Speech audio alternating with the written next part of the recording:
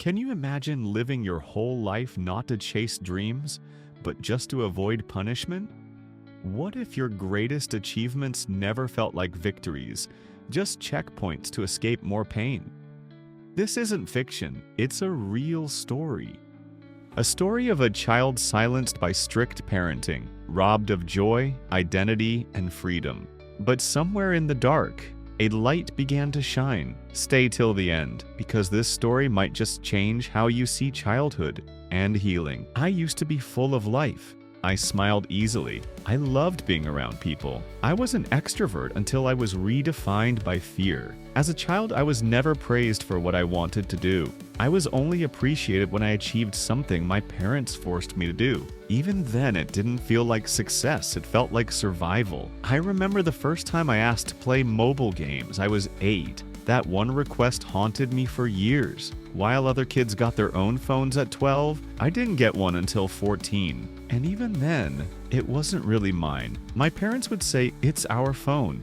You just use it." Over time, I got used to it. But when I spent more time with classmates, it hit me I had the oldest phone in the room, a 2016 Samsung Galaxy on Next. I'm still using that phone. I'm typing this on it right now. At 14, I hit my lowest point. The pressure, the strictness, it broke me. I fell into depression.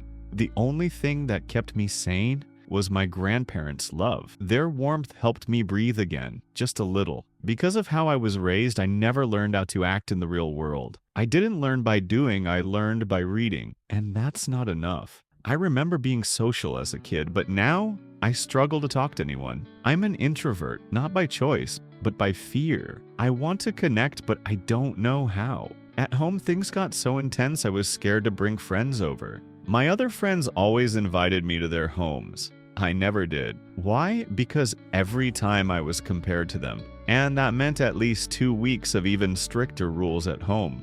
I grew terrified of expressing how I felt, of speaking my mind. Even now I find it hard. I once told my parents what I wanted to study. They asked me, but when I gave my answer, they laughed. "That's useless," they said. "Do what we tell you." So I did, out of fear, not passion. I developed a fear of making mistakes. Not because mistakes are scary, but because punishment was. I've always loved video games, but every time I tried to play, I was beaten. I learned to do it in secret, but even that joy was never truly mine. And holidays, people see them as a break from school. I saw them as torture, not because of schoolwork, but because I'd be home all day and that meant pressure, control, judgment. But through all of this, I've learned something important. I'm not alone. There are thousands of others like me, children who grew up afraid to make mistakes, afraid to speak, afraid to live. But that fear doesn't have to define our future. Even if our past was filled with silence and control, we can start over. We can reclaim our voices, our dreams,